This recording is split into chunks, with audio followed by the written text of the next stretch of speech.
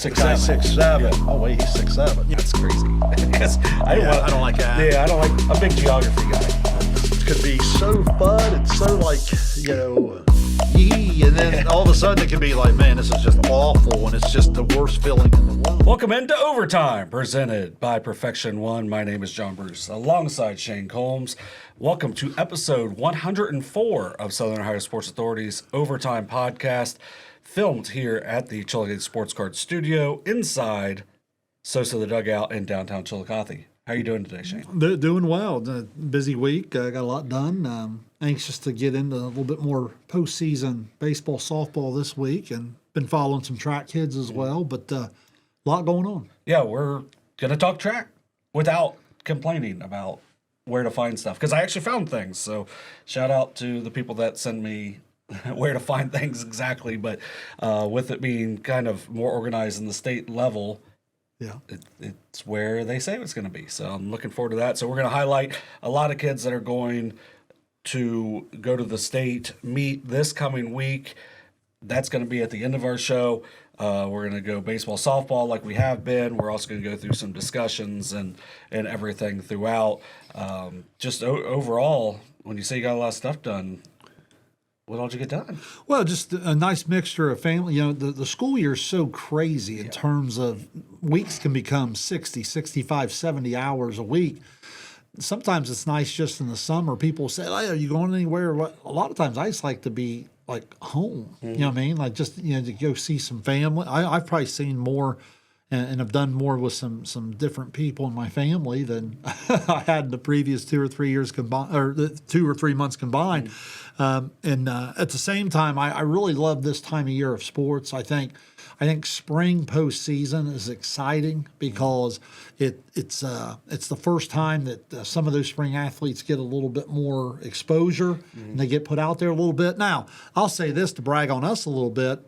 I feel like that's something this show's been able to do, and we're actually going to talk about some milestones here to start. But I think we're on to something here in terms of trying to grow our spring coverage. Yeah, and it's, we're doing what we can, and only so many people working with us as far as that goes, and especially once the summer officially starts with the Chillicothe Paint starting. Right. A lot of us work there. Get pulled in that well. direction. Yeah, so we appreciate anything else that we are able to do, and what a lot of other companies are doing at this time too. So we go out and support those people. But if you want to know what we're going to talk about on this week's episode, check the description below. There will be timestamps throughout. Like I'll be putting them into my computer throughout this episode, and that way when it goes out here in about 4 hours on Monday afternoon, you'll be able to click to right where you want to go.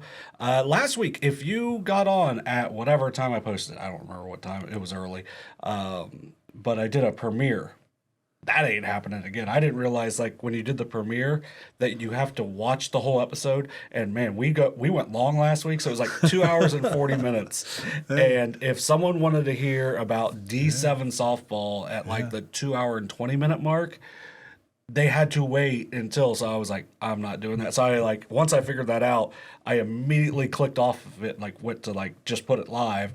So we had so on YouTube, it shows you how many people watch and are watching live. So they counted that as a live stream, and I'm like, why do we have this 10 people watching? Oh, it's because I was an idiot and thought, this would be cool to do. Nope, it's awful. If I do it again, it's going to be at 4 in the morning. I see. But I mean, there are people that want to watch the entire show, which we appreciate you. And, absolutely. But the people that want to watch just for one segment, we appreciate you as well. So if you are here just to hear us talk about Division 5 track, which we go in order of, 1 through 5, that's probably going to be near the end of the episode. You can find it in the timestamps below and find exactly when we talked about Division 5 track. If you want to hear Division 3 baseball, which would be for our Warren fans that, we just, congratulations to the Warriors on that outstanding run. You can click that. But if not, if you just want to go with us along for the show, we'll be keeping track of when those are as well. So if you have been driving and you got through the the first discussion, but you wanted to make sure you didn't miss the second discussion, well, you know in the timestamps where it's going to be. So now, speaking of our discussion, so you mentioned milestones. I know we've talked about milestones. It's been kind of a hot topic around the baseball area this year, just kind of in general because of like what are important milestones in baseball? What's more achievable? People ask me, is 100 hits equal to 1,000 points? It's not, but at the same time, 1,000 points may be watered down a little bit because you play more games. I don't know. Like, what are your thoughts on milestones when it comes to spring sports? Well, the first thing I'll say from just a spring sports perspective, I love that we're even having this conversation. Mm-hmm. I love seeing when the kids have 100 stolen bases, 100 hits. I talked to 2 coaches and a parent this week just about milestones and about the various things. And the thing I'll talk about is in all sports, kids are playing varsity earlier, right? We talked about like from the junior high to the freshman levels, the junior varsity levels. Oh, don't say junior varsity. Yeah. So, you get those types of things where kids are getting to the high school level, they're getting to the varsity level quicker. So in all fairness, kids that would not have played varsity 20, 25 years ago are now playing 30 games and maybe getting, close to 100 at bats to get a head start. So I don't know where 100 hits and 1,000 points stack up or whatever, because it's changed so much over the years. We used to look at these career things more in a 3-year total, where now you really do have to in a 4-year total. You play what in high school baseball with rain and so forth. If you're in a good program tournament wise, if you get to 100+ games, that's a pretty good career. A lot of people can push the 110, 120, maybe even 130 if you've been in some really elite programs. But the bottom line of it is it's a consistency of if you're playing from day one and you're getting a hit per game played, a RBI per game played. I mean, I think those are pretty legitimate numbers. Now, if you're asking me if someone's been around the game, in the modern day game, I'd say up to about 125. You get up to 150, you're starting to get into the really elite company. But I that's just where I stand. Now, with all that aside, though, I just love that we're having this conversation. And I think we saw McWhorter with 300 strikeouts in a career, unbelievable number. How about wins? I talked to I was reaching out to some in preparation the other night. I got to talking about Andrew Oyer, and I kind of had a conversation with Chad Kerr. Like, a young man's got like 26 wins in his career. How about that number? You know what I mean? Like, it's just there's some really neat numbers that are out there. I was asking him in return, and we got talking about the McDonald kid. He's only halfway through his career. He's like 75 hits or whatever. So there's some really neat things to follow.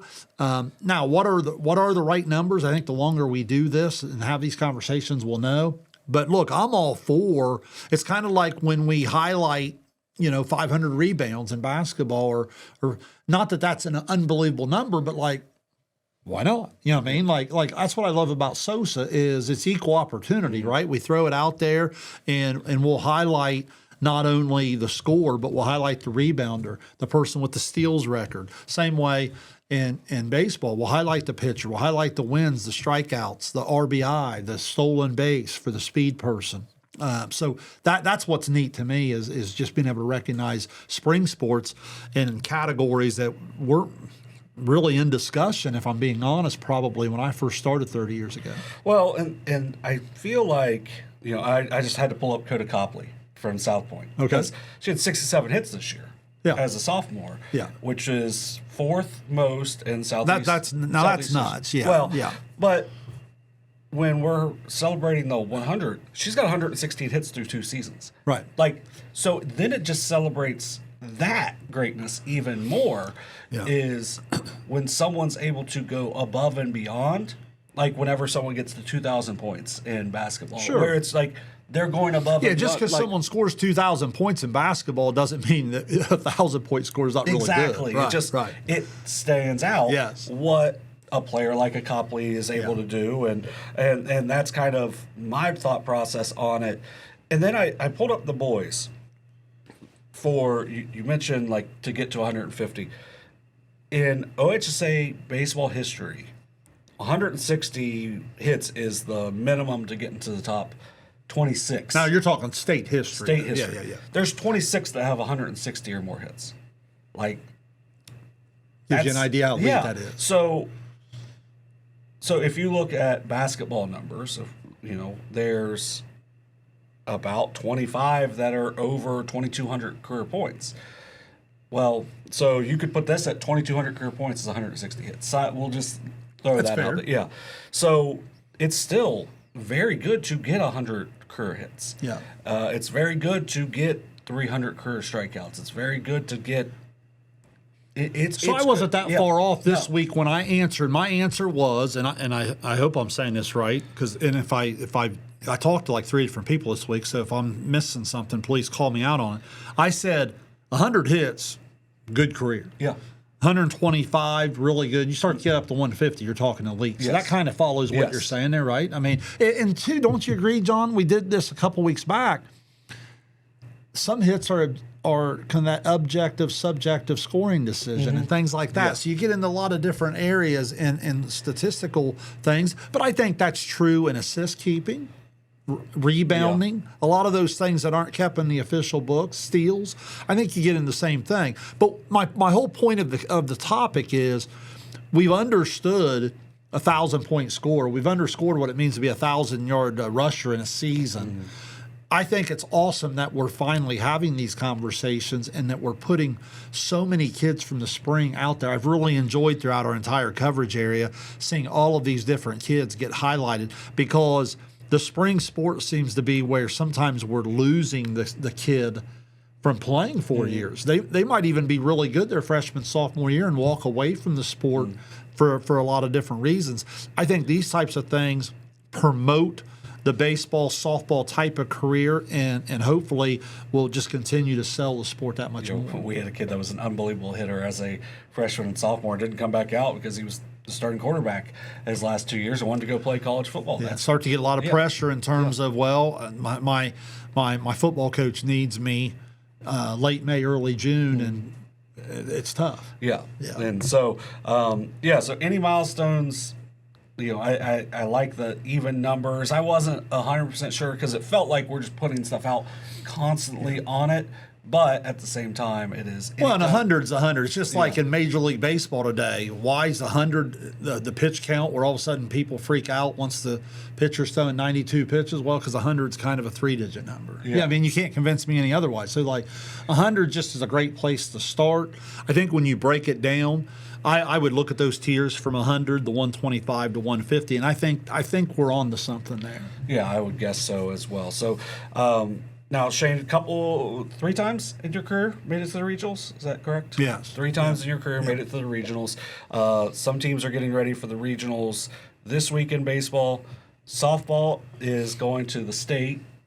We have 2 teams going back to the state there in softball. How did you look at your team's regional preparation? I know if you just look at how long teams have had off, Fairfield Union and Waterford each won their district, and then they played each other last Friday, with 3 days off after. So they're still playing. If you had games left, if you didn't have games left, how did you kind of prepare? Well, it can be a miserable time. I know it sounds crazy because it should be a happy time and you're feeling good about it or whatever, but what's happened is the later I went in my career, school was getting out earlier and earlier. We talked about that before. If you're not familiar with state testing in Ohio schools, if not for a lot of things that have always been a certain way, I think more and more schools would love for May, June, and July to actually be the summer break. The problem with spring sports is it keeps getting earlier and earlier. So kids are graduating, kids are out of school. So now all of a sudden I principal at Paint Valley, for people who don't know. I was out at school this morning. Football's already getting together and doing different things. You see what I'm saying? Yeah. So the volleyball team's getting together. They're all starting to work out and do some of their summer stuff. So keeping your group together, keeping them focused. Every one of these kids now views themselves as the next grade. Mm-hmm. When you're a junior and you come up on the end of your junior year, that's an exciting time, right? I am a senior. well, no, you're a junior baseball player. Until Yeah. we're done here, I need you to focus. You know what I mean? Like, and it's a hard thing to do with teenagers because, let's face it, at that age especially, you stay up a little later, you sleep in a little later. Some are working jobs, some are doing this, some are getting pressure. As you said, well, can you come to our football? We're just going to walk through some stuff. We're going to do some different things. Can you be here for the? Every school's different there. And there's just a lot of distracting parts. So I love when I hear you say they played. If you have a regular game, why not? If not, hopefully you have a scrimmage. But it's a great way to stay live because that's what worries you the most is you're getting ready to go see probably as good an arm as you've seen all year long, and you're going to do it on about 10 days off if you're not careful. And, man, that's hard to simulate. Well, and then I know when I played, we had my brother came in and he threw because he was very similar. 7 years older, he was very similar to the pitcher that we were going to face in our next game. And I think we had like 4 total runs in the 2 games, the first 2 times we played that pitcher. And then in reality, that pitcher wasn't as good as what we saw all day the weekend before. And we scored, I think, 13. And it's just, sometimes you get that. Yeah. If you're able to bring in someone to simulate, It but helps. also... I know one year we got ready for the regional, and our person that came in had pitched at a Division I level, got through 4 batters, and just couldn't go anymore because they just kept like at that point they had used up what they still had left. Yeah. And you always appreciate those people, and like they always they want to do what's best for the program, and if you can use that, that's great. If you can use, as you said, scrimmages, that's great. It's just there has to be different ways. I would almost say one of my favorite practices was during the tournament, and we just had a downpour. We weren't playing at home anymore. We had a downpour, and we just worked on knocking balls down on the infield, and it was just we're lined up here, balls are getting hit in the hole. We're just diving in the outfield trying to knock balls down. It was just fun. And it's like you got to find ways, but that takes weather. That takes you do have to keep it fun, but at the same time, you can celebrate the program. Now, like if we're going to talk about like a Wheelersburg softball, things like that. Maybe it's just like, oh, it's what we do this time of year. So we go to the state. And a lot of programs going to the regional, going to the state, not normal, right? So I would encourage people to take time to enjoy it too and have fun and to have some of those team things, have a couple meals, have a couple of things like that, because I think I can really draw. I love what you said about bringing people back. I think that's great tradition. I think it's great connection because oftentimes we know this in coaching. It's a couple of the teams that set the table that made this possible for the next group to get over the hump and so forth. So I love all those things. But look, when it comes time to play, you're excited to go play, especially on the stage that you're going to play. And other than the rush, you're excited to get out. Yeah, it's pretty exciting for your program as a whole, and it's very fun to be able to get to those levels. It's just you have to get pitchers. there. Pitchers appreciate it though on the baseball side because you truly get a week's rest. And sometimes I've had some guys tell me, "Man, my arm hasn't been this live in weeks." So that can be a good thing too. Well, and then you're also kind of getting your pitchers prepared. They have more length, but getting them a little more prepared, like at the beginning of the year, because, like you said, you have way more time off, and that's what can create some great opportunities. And one of the things is you see really low scoring games a lot of times because the pitchers are healthy. They're ready to go, and then the defenses are usually better at this time of year. I'll say this, and then we'll cap it off unless you have something else. As a young coach, you think sometimes you got to do something different. What you learn the more you do it is you've actually got to get more simplistic because, as you just said, chances are it's going to come down to a handful of fundamentals. Do you back up a base properly? Do you cover properly? Is your bunt coverage rock solid? All of those different things. Against elite pitching, you may get 1 or 2 times to get a key bunt down, and if you don't get it down, there's no like do-over. You're out. I mean? So the simplicity of all of it really comes into play here. So sometimes just going back and making sure you do some of those boring things that you were doing in the preseason, continue to do them and get really good at them. Well, and that's one of the things. You can go back to PFPs. You can do you can go through your preseason process just to make sure that you know it, because I mean, you hear it on Major League Baseball broadcasts. They talk about they don't work on these things after the preseason. So, you know, that's the majors. Obviously, they play more games. They have everything going on. But if you're not working on it all the time, sometimes it can slip. Sometimes you don't. Like, sometimes you play in a league that doesn't bunt. Well, and then you go to the tournament and someone does bunt and you just don't. Your coverages aren't as locked down as they need to be. So it can come down at any time and you may not realize it. So let's jump over to baseball. Let's jump into, we'll go to Division III first with actually a team that we don't technically cover. I know we just released an article about them. So, but Warren, the Warriors, they started 1-7 on the season, now 16-14. Unbelievable turnaround for them. And that one win and that 1-7 was a 14-inning game against Athens. And so they were, you know, literally anything from being 0-8 to start the season. They end up losing to Athens right before the tournament, and then they beat Athens 5-0 in the district championship game. Carter Strong, Tate Jonas pitched 21 combined innings in the 3 district wins, 1 earned run so far, and that was the run against Miami Trace. They also beat Hillsborough 5-2, so a 6-1 win over Miami Trace, 5-2 over Hillsborough, and then a 5-0 win over Athens. Outstanding run for the 7th seed out of 8 to win a district. Well, we talked about the depth in that particular bracket, and you know what happens again in baseball that's different than any other sport. We talked about it all year long, so I hate to be repetitive, but it's what it is. When you start 1-7, you don't know exactly early in the year. Pitchers up to full strength, or they throwing their full pitch counts. You know, if you play 8 times, is your number one going to start maybe early in the year? 2, maybe 3 of those. You know, are you matched up against some elite pitching elsewhere? You rattled off some people they play. Sometimes it's who you play.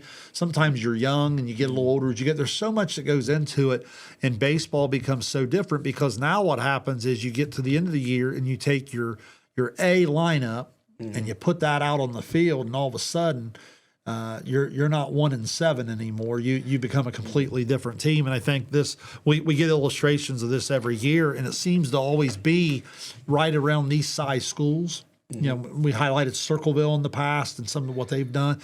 This year, it's Warren that catches fire at the right time, and what a neat story. Yeah, an outstanding run so far for the Warriors. They do play Bishop Watterson at the VA on Wednesday at 2 p.m., and then we get some of the big cities in the world coming together with London and I'll just say New Philadelphia.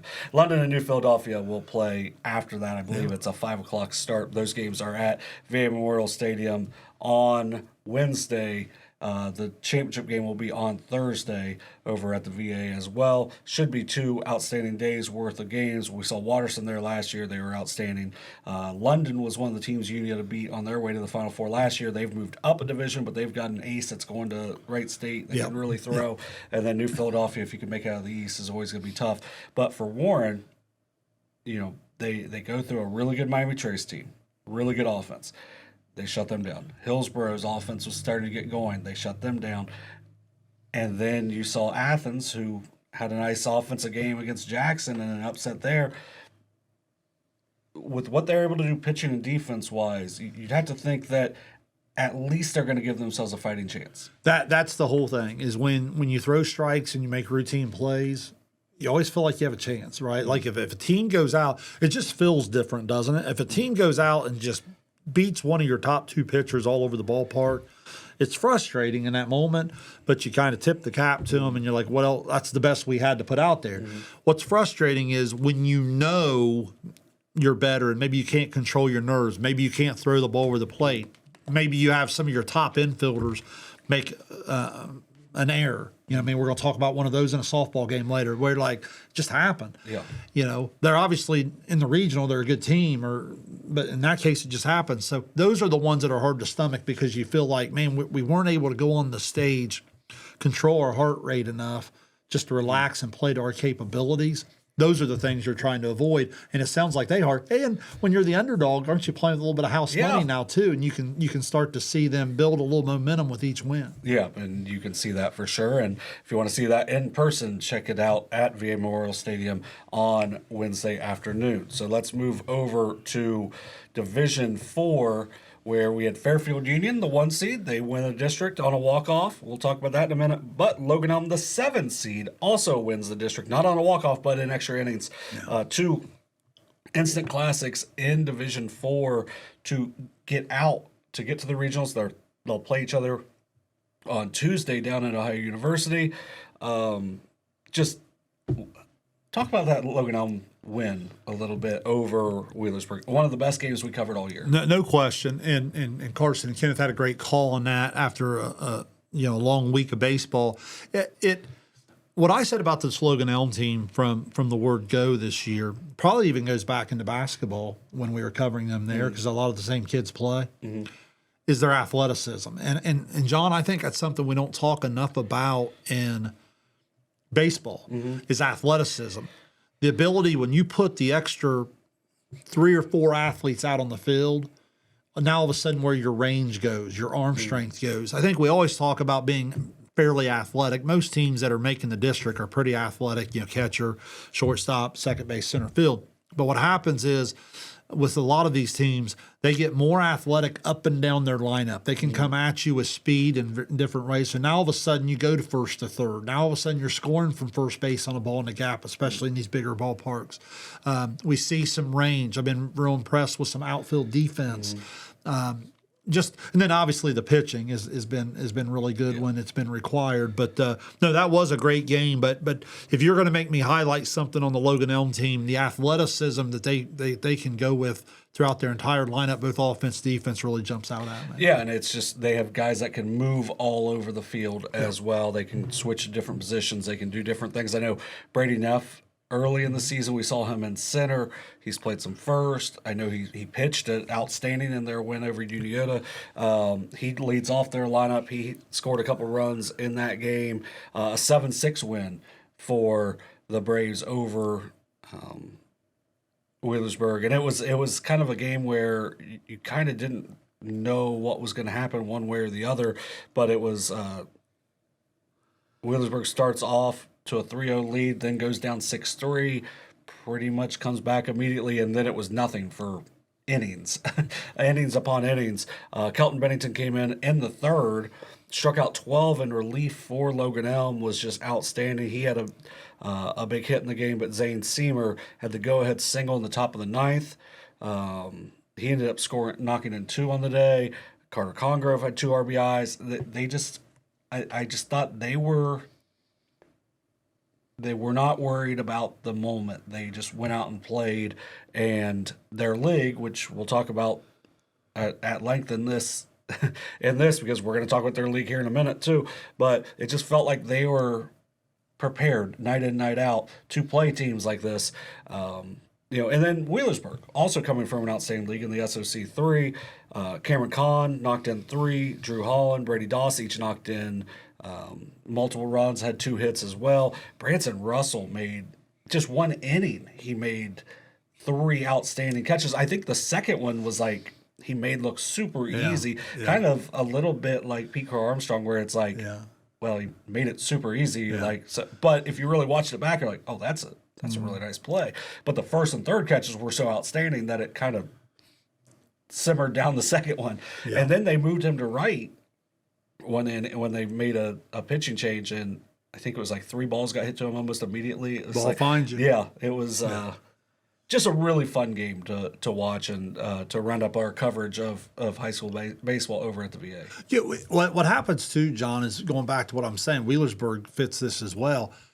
If you watch a team all year long, sometimes you don't even realize what their limitations are defensively because they don't even get to the ball. Like, so off the bat, the ball in the hole just looks like, it's a base hit. Yeah. The ball in the gap it's in the gap. What are they going to do? Then all of a sudden you watch some of these teams play, and they're playing outfield with 3 center fielders. Yeah. And all of a sudden now, that guy at third's got a little bit more shortstop range with a third base arm. And you know what I mean? You start to I've watched about 3 first basemen this year that have made big time plays over at first base that we take for granted in terms of some scoops or some stretches or some different things in our coverage there at the VA. So Brown of Southeastern played an outstanding game defensively in one of the games we've had. So it's just it's fun to watch, but sometimes we talk so much about what happened at the plate that we forget to highlight what happened defensively. And I love that you said that there because he did make some outstanding plays. Yeah, it was a really fun game to watch. If you haven't seen it, go back and check it out. And based on the numbers on it, you've seen it. Like we've kind of jokingly said, gone back to the major league of like, oh, if you missed it, and by the looks of it, you did. Not really on that one. That one. Our biggest baseball stream we've ever had, and it was a game that was deserving of it. But then if you move down in Division 4, the 1 seed Fairfield Union, they had a absolute dogfight with Gallia Academy, who was down a couple of players in that game, and ends up being a 2-1 win for the Falcons to win the district championship. Dylan Chillicothe with a walk-off single to score Alex Burg. That was an inning where the first 2 batters got out, and then the next 3 got on, and then Chillicothe got the hit to put them ahead and for the walk-off win. Their pitching was unbelievable as it has been. They beat Circleville 3-2 in the semifinal. They had to have top level pitching, and they got it. Cameron Silcott, Eli Wolf, Joe Blankenship were really good in both those district wins. And then, as always, when you're just kind of going through their lineup, you got to remember Ashton Waldrop, Garrett Dilcher, Brady Andrews behind the dish. This is a deep lineup with a deep pitching staff. And you can see why they won the MSL Buckeye, but you're also seeing why they were able to win these individual games along the way to get to 22-6 on the year because of the depth of their team. It really is, and man, you can't talk about them without talking about their pitching. I mean, like when you say Silcott, Wolf, and Blankenship there, the fact that you're not just naming one guy. So many times you talk about, okay, if we play this team in this round, we're in trouble. Man, if we'd had a chance to play them in the next round, we'd had a better match. I don't know if that's the case here. You know, you're just going to run into really good pitching. And the name that escaped me, you just said Andrews is the catcher, correct? Yes. That escaped me earlier, but I wanted to highlight him because when you are playing 2-1 games, the catcher matters everything. You know what I mean? Like you can't have balls going to the backstop. You got to be able to keep the ball. You got to be able to, you got to be able to frame the pitches, call the pitches, keep the ball in front, make all the right calls, and that's huge to have that quarterback, if you will, that point guard behind the plate. That goes a long way anytime you're talking about winning these types of pitchers' duels. Yeah, and to me, it reminds me a lot of Keegan Snyder for Uniola last year, where you have that experienced catcher who can shut down the running game. He can he can call the game really well. You get that experienced catcher in this Division 4, especially with a really good staff. You got a really good chance to make a deep run. But we'll see on Tuesday. These two will take on each other. Round 3, it will be at 3 o'clock at Ohio University. We'll see if we'll have it. We will have lots of coverage on it, if nothing else. Fairfield Union won the first 2 outings kind of handily, but Logan Elm is playing very well at this point, and they're just going to come in with a lot of confidence, and both teams, whoever wins, is going to have to play really well. I think it helps that you're familiar with the pitch, because anytime you're facing great pitchers, you already have the respect factor of like, oh, they're really good. But once you've seen them a little bit, we were talking about this in the Southeastern Huntington game we had the other night when we had Oyer and McWhorter. Like, you already know they're good. The respect's there, but you've seen them enough to where you start to be like, okay, I know what I'm going to face. Can I figure out a way to get the strikeout total down? And the other thing I like about Logan Elm playing in a low-scoring game, again, is the athleticism. Can they small ball their way onto the scoreboard there a little bit and figure out a way? It'll be tough because, again, the pitching's elite. But Logan Elm's the type of team that I think could certainly manufacture some things with the speed. The thing I love for both of these teams, they play Tuesday. The winner will play on Thursday. So they both use, Yes. Silcott was used in Good relief point. both games. If he can stay under 50, if he comes in relief, he could start. But if he comes in relief, if he stays under 50, he can come back and pitch that game on Thursday. Bennington came in relief both games of their districts. He could, if he could stay under 50, it's just you have options as well, and both teams have nice deep pitching staffs as well. So Camden Ebert's been really good for Logan Elm. That's another one to keep an eye out on for them. This is really good catching matchup, really good defensive matchup, and really good pitching. This should be an outstanding game on Tuesday. I think because of what you just said too is why the winner of this game has a legitimate chance to win it all, right? Because so many times you just run out of arms. Where I think whoever comes out of this one will go to the final and 48 hours later still have really, really good product that they're putting out there on the mound. Yep, and that can make a big time difference, and that's where we've seen teams in the past get to the Final Four because that second or maybe third pitcher is able to lift them over their opponent's second or third pitcher. So let's go to Division 5, where we had 3 district champions. We thought it was going to be just 2, but we ended up with 3. Minford and Valley win yet again. They just keep winning districts because that's kind of what these 2 programs do. Then Amanda-Clearcreek wins their first district since 1980. We were high on them all the way back at the VA months ago. Yeah, man, they were. I kind of told Tony Williams, their athletic director, I was like, "This is one of their best team. This is one of the best teams we saw out at the VA this year." Yes, I agree. And they finished in last in their league. I mean, that shows the depth of the MSL Buckeye.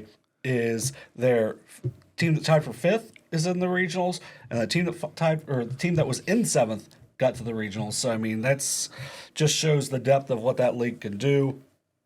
And then we're going to talk about the SOC 3 here in just a minute also. But let's start with Amanda. They were the 10 seed in the Central. Now, keep in mind, Amanda's only loss in the non-conference was at Ironton after the regular season was over. Right. As they were waiting to play in the tournament, they went down and played Ironton, ended up losing that game. That was their only loss in the non-league. They won 2 league games. They are 11-1 in the non-league. Yeah. So, I mean, that to me shows their depth and everything that they can do. They used a late rally. They scored a single run in the 5th, 6th, and 7th to beat East Knox, who was the 2 seed. Beat them 4-3 in the semis. Gary Kimmerling had the go-ahead hit in the top of the 7th, hitting out of the 9 hole. And then there was a base hit in the 7th. Runner tried to go first to third, and he threw him out at third. Which, don't do that. That's like, you're on second. You're already... Yeah, you're pretty close already. But Kimmerling hoses down that runner over at third. And to help seal the win, Bree Stone went 3 for 3 at the plate. Nick Holland got the win. Nick Holland, unbelievable arm and athlete overall. Good player. And then in their district final, Fredericksburg is a better seed than them, but they end up shutting them out 5-0. Kimmerling came in to close the door, but Andrew Miller went 5 innings. They combined for a 2-hit shutout. Cole Schiff, Evan Kern each had 2 hits in that. Just outstanding run for them. Well, and we were high on the likes of Stone and Hall and some of those names throughout. Really liked Miller's arm, but what I like is as the year goes on, I'm seeing more and more names show up in some of your notes, and it tells you. I couldn't agree more in terms of what we said when they were at the VA. We were watching them, and you and I were talking after. I specifically remember that night. I'm like, that's a good baseball team. And this goes back to what we've been talking about, realignment of leagues, and we talked about, you don't think scheduling matters? Yeah. Well, all of a sudden, 11-1 in the non-league, we'd feel a lot different about Amanda baseball this year if they were playing a different schedule, obviously. Yeah. And here we are into the tournament, and you throw the records out the window, and they're going to play on. And I know they got a good test coming up, but at least they are more than battle tested. Chances are you're not going to see an arm that's just going to blow you away to the point of you haven't seen something similar to because of the league you play in. Yeah, and they've played a really good league throughout the year. Now they're going to face the number 2 ranked team in the state in Coldwater. And now I went into a little bit of a deep dive on the state rankings last night, and there's the team that has been the number 1 team in the state the last 3 years and would be Division 4 now has not made it out of the regional yet. They were the number 2 team the year before, have not made it out of the regional. So, I mean, sometimes those can maybe be who you know.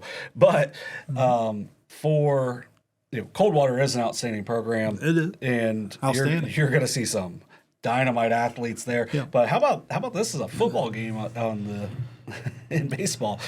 Two outstanding football programs getting a chance to show what they can do on the diamond. But when you just go through the schedule for Amanda, as you said, they're playing teams that are going to get them ready.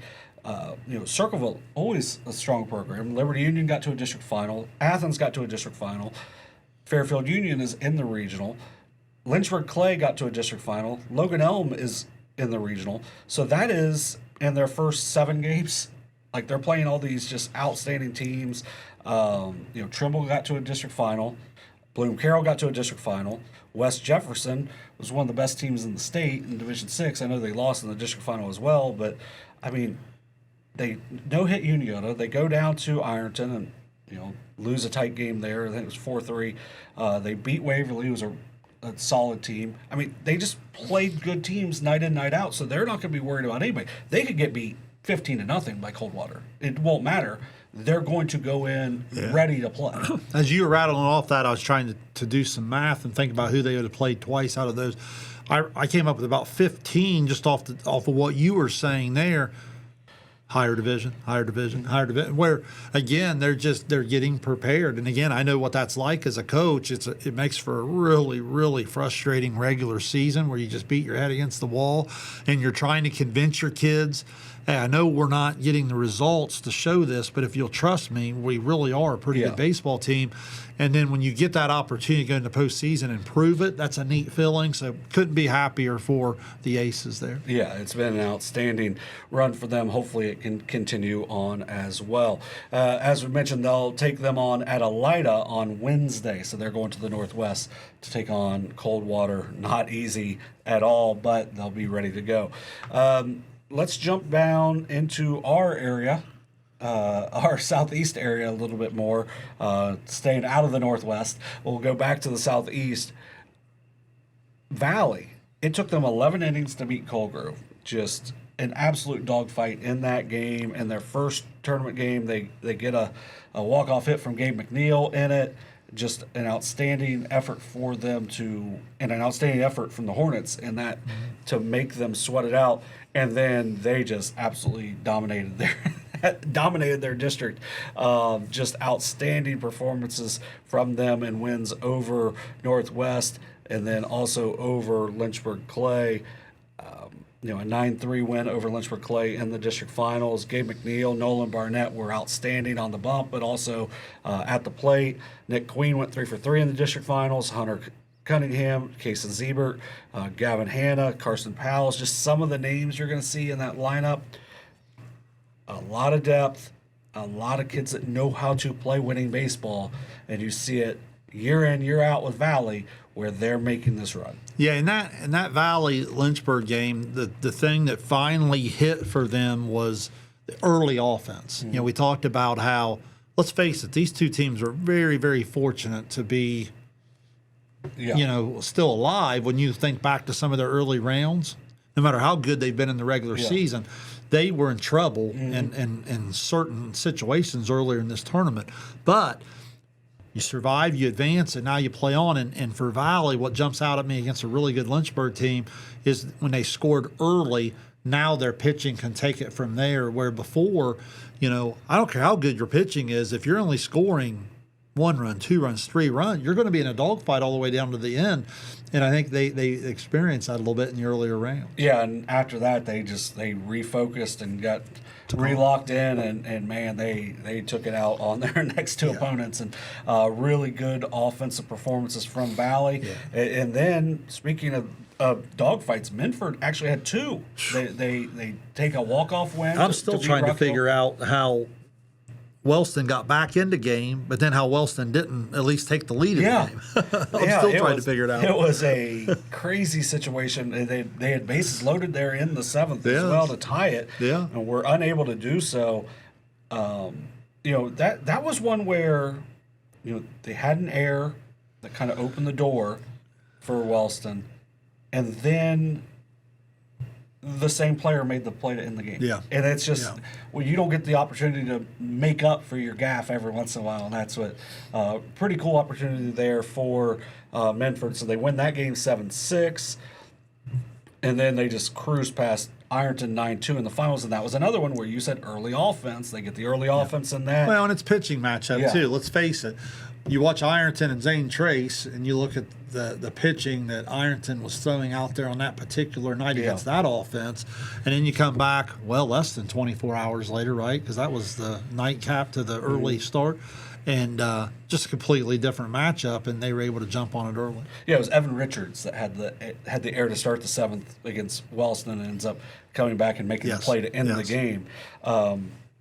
But Colt Donahoe had a really nice tournament down there at OU.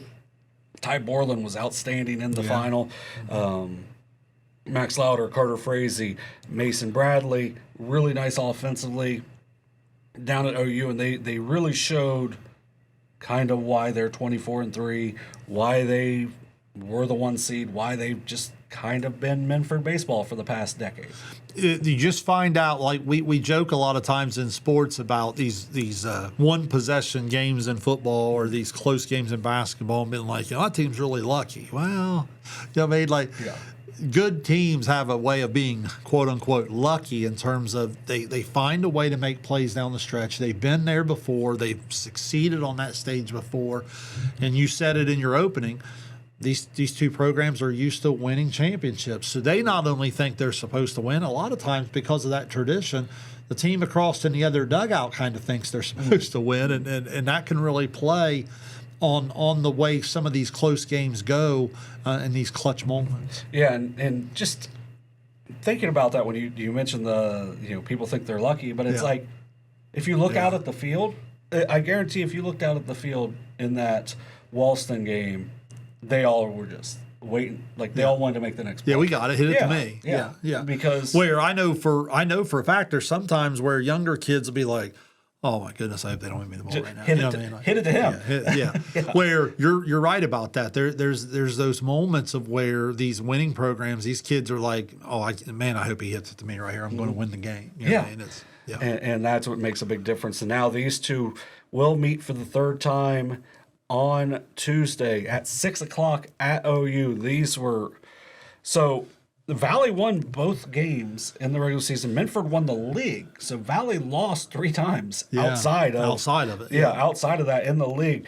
But when Nolan Barnett pitched against Minford this year, there was no one better in the Southeast District. He goes 14 shutout innings in the 2 games. One was a 1-0 game where he outdueled Mason Bradley, who was outstanding in that game as well. It was a 1-0 game.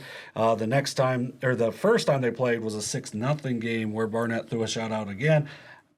I would guess it's Barnett is going to go because he's got something working there against Minford, and I bet Minford over the last few days has been seeing as much arm slot that he brings to try to adjust on what they're going to see. Again, we've talked about this multiple times in the show. We've hit on it last week at the VA in our coverage. We even had a couple rain delays where we talked about some of this stuff, was where these teams that know each other really well, obviously pitching's incredible. I do feel like early on, advantage pitchers, when you see them a second time, a third time, a fourth time throughout their career, not just in the year, but throughout their career, it's a little different than what a random regional semifinal matchup could be. So expect the pitchers to still be really, really good in this, but expect some of these offenses to have just a little bit more of a window of opportunity to maybe get to them compared to what it was like seeing them for the first time. Mm-hmm. Yeah, and that's what's going to make this one really fun. So that game, as we said, will be Tuesday, 6:00 at Ohio University. Yeah. Keep an eye out on whatever our coverage is going to be for that night. We'll still kind of see when the time comes. But let's move down to Division 6, where we had some outstanding baseball. Huntington and Waterford each play a league opponent for the third time after losing twice to them. Keep this in mind, Minford and Valley. And I guess Logan Elman and Fairfield Union. Both teams won after going 0-2 against them in the regular season. Huntington trailed 4-0 as Southeastern's first 4 batters of the game scored. But Andrew Oyer was really good after that, completely shut him down for the next 5 innings. I know he left during the 7th, but a 7-5 win for Huntington. Tucker Hopkins came in to close the door in the 7th. He had a big 2 RBI double in the game as well, but no hit was bigger than Troy McDonald Jr. 2 RBI triple, 10th pitch of an at-bat. Just one of the best at-bats that we saw all year as well, to give him the lead there in the 5th. That at-bat was unbelievable. I mean, if you're sitting there and you didn't care who won, I know just a baseball person who had coached against both those young men, incredible pitcher on the mound, incredible hitter in the box, and it's just good baseball. You know what I mean? And you hear it all the time. You foul off 2 or 3 pitches that you weren't going to be able to handle, but you got enough of them to stay alive, and then you finally get one you can handle, and the batter wins on that one. You know what I mean? Like it's just an unbelievable matchup. But again, I go back to, I think what happens there is throughout their career, each of those hitters have started to accumulate quite a bit of ABs against these pitchers, and you at least feel a little bit more comfortable. The respect factors there, they're incredible talents, but you just start to get a little bit more comfortable. And I thought that's where the strikeout totals came down a little bit. Ball got in play. Defenses were okay at times, but it just lended itself to a little bit more offense. But you're right. Oyer is a guy, what I said about him coming in was you just trust him. As a coach, you just want to put a person out there that's not going to let the moment be too big, and then it's not going to quit. At no time will they ever quit. You talk about quitting. How easy would it have been for Huntington just to quit on that in the first inning, and that thing could have got completely away. But because you have someone who's been out there in a lot of situations, he just continued to throw, and before you know it, they started to settle in. They started to chip away a little bit, and they got back in it. But unbelievable game. But, what's interesting about the Huntington and Eastern thing is, or I should say Waterford beating Eastern, is, again, it talks about the pitching matchups and how things change from one day to another. And when you play a team, what round you play them in, it certainly matters. And that congratulations to Waterford. That was a great win for them. Yeah, just going back to Huntington really quick, just to talk about their lineup depth of just Frankie and Calvin Hirsch, Landon Lowry, Maverick Hardesty, Alex Long, Andrew McKnight. It feels like the lineup never ends. Obviously it doesn't because it just keeps circling, but it never lightens up. Even the players get a little bit smaller throughout the lineup, but it doesn't matter because they're just as quick. They still have some pop, and it has to be tiring to face a lineup like that. Well, and again, I go back to something I said about Logan Elm earlier. At the D6 level, Huntington provides a lot of that same athleticism. So, what happens with Long down there at the bottom, I talked about Hardesty last week. McKnight falls into this. They're just tough outs. They grind at bats. They can run well. They put a lot of pressure on you. So a lot of times as a pitcher where you're looking for just, maybe an inning here where I can rear back and maybe just throw it by him and get through on it. It just doesn't exist in these lineups the deeper you go into the tournament. And the length of Huntington's lineup, they've really have grown up throughout the year, and it's certainly added some length. Yes, and then let's jump over to Waterford. They beat Eastern 8-3, lost to them twice in the regular season. Doan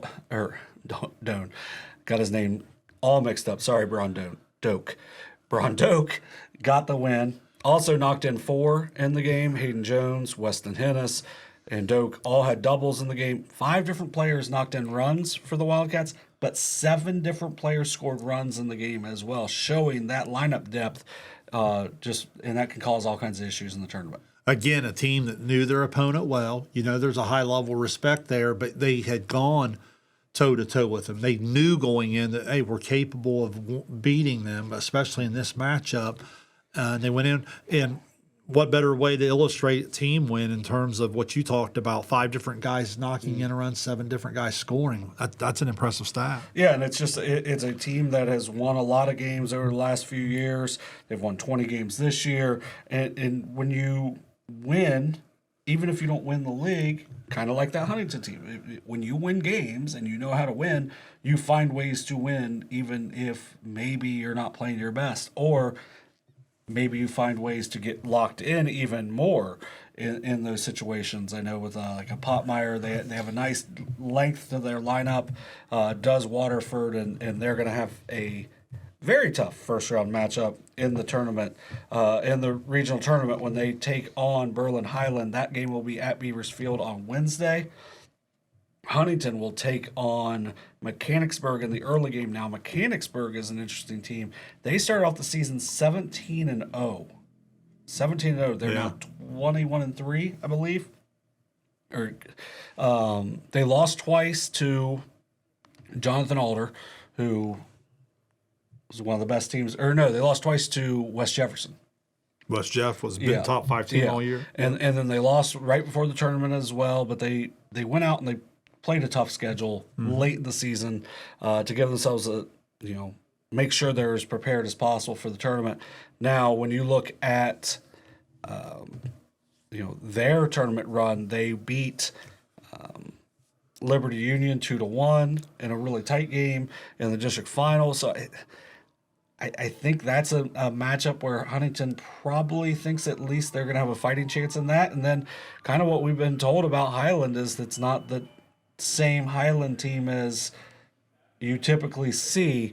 It doesn't matter. It's still Berlin Highland, and they're still going to be a really, really talented team. But you put on the cleats and you go give yourself a chance. Yeah, no question about it. You're going to face elite pitching at this point, and you're going to face lineups that are either loaded or that are really hot at the right time of year. Maybe both. In terms of what you're going to get this at this point in the tournament. So, you go out, and for teams like a Huntington or Waterford in these matchups, you've really got to take care of yourself, right? Mm-hmm. You've really got to throw strikes. You've got to make routine plays.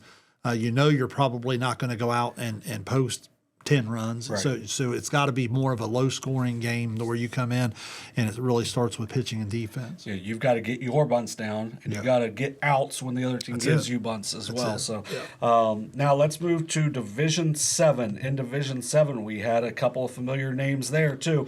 South Webster and Green repeat as district champions. Let's start with Green because their game was a little bit tighter, and that was a walk-off hit by Gabe Blevins to win their district title. Blevins, who also got the win, knocked in Riddick Jenkins with the walk-off hit to win the game. He scored. I worded this very weird, but Blevins scored on a base hit from Uriah Satterfield to tie the game in the 6th. It just, Jenkins started things off in the 7th. And then, Blevins was able to bring him home. So another really good win for the number 2 ranked Green Bobcats. Another situation where past failures have had to play a role in current success. Mm-hmm. Where this is a team that's kind of been through the growing pains. They've been through the different steps. They've had some tournament success, but they've also had some tournament heartbreak. And I think all of those things kind of go together to where when you're in that situation, you have something to call upon, but then you also have a little bit of a belief of like, no, this is our time. We're going to make this happen. And what an exciting finish that was. Yeah, just an outstanding game over there at Logan. And, when they've got John Knapp on the bump, you're going to think that they're going to have a fighting chance against whoever they face, which will be Shawsburg Franklin in the district regional semifinal. That game will be on Wednesday at Ohio University. They will. They're the second game, it looks like, 6 o'clock, where South Webster and Newark Catholic will be the first one. Yeah, and South Webster and Newark Catholic will take on each other because South Webster's absolute explosion in the bottom of the 5th against Portsmouth Clay. They're trailing 6-3 going into the bottom of the 5th. They leave the 5th leading 14-6.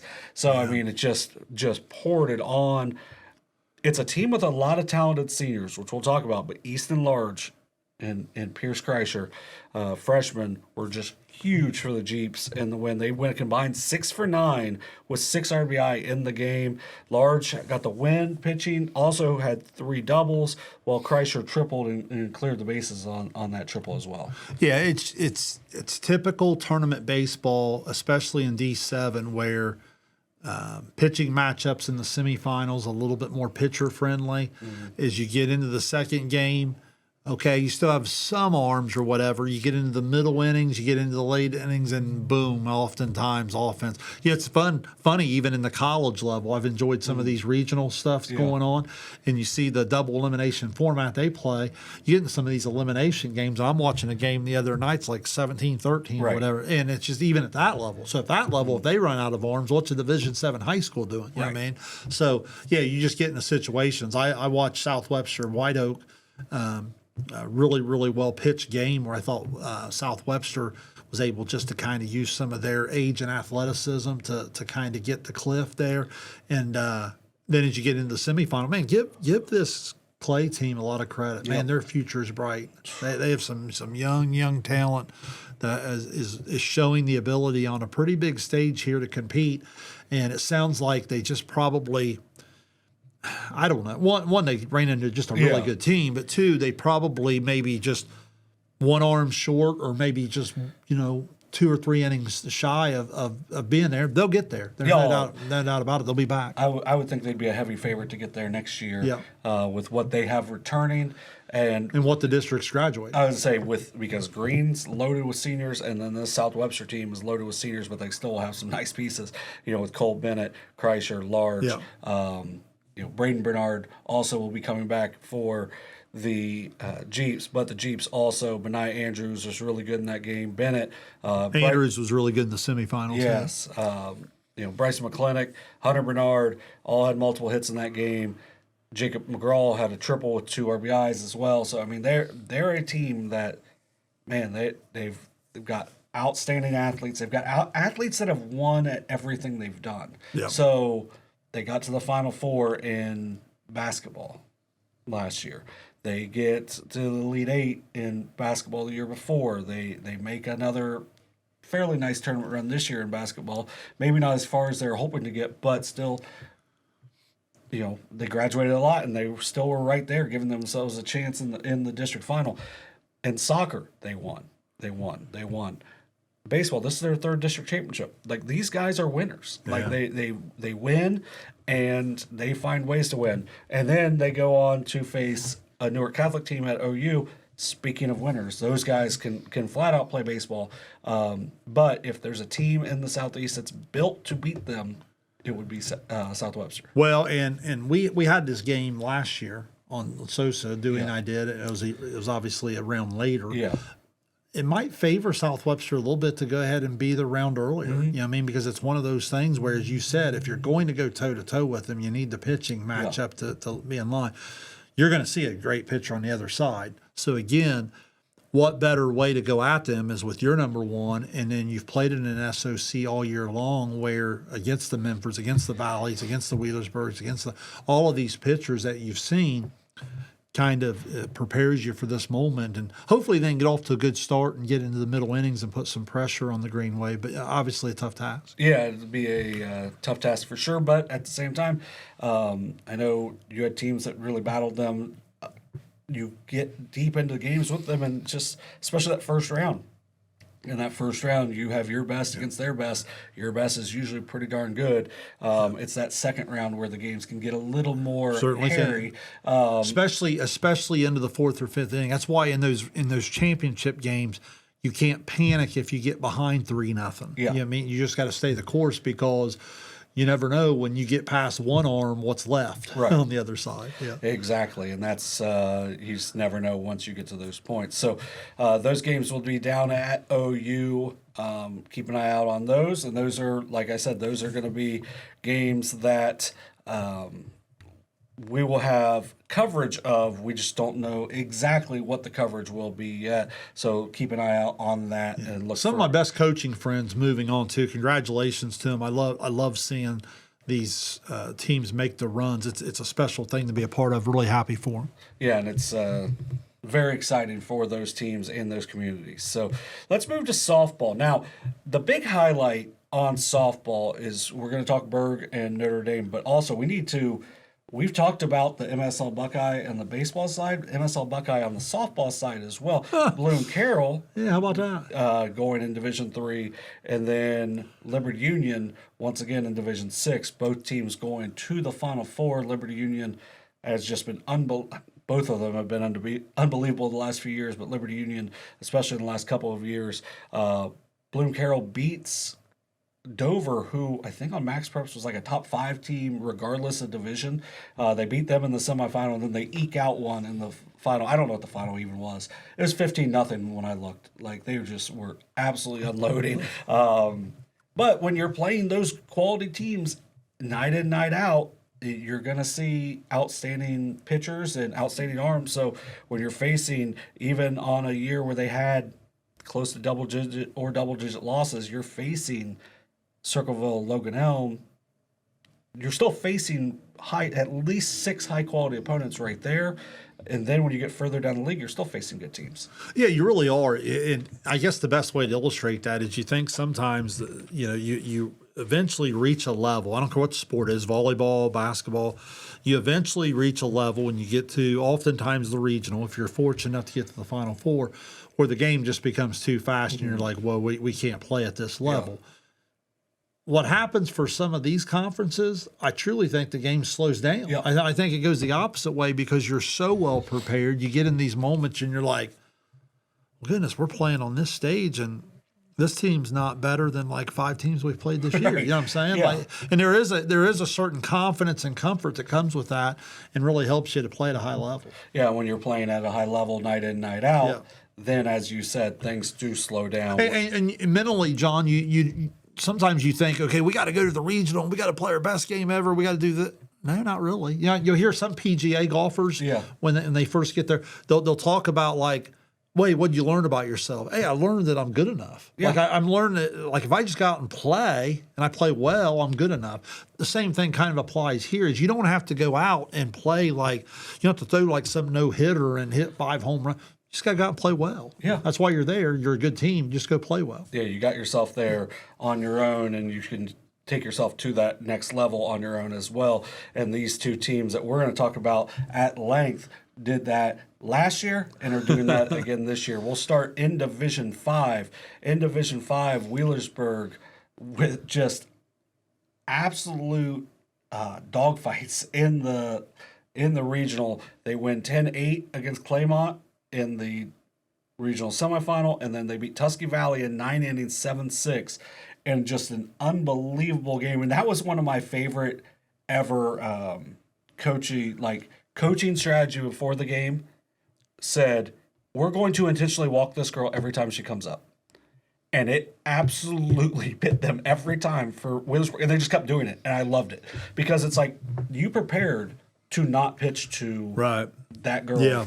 And the Sorrell girl behind her knocks in 3 runs for Tusky Valley and almost burns them multiple times. Right. But because, they trust their team, Wheelersburg has a chance, and Mackenzie Mullens comes through with a giant hit.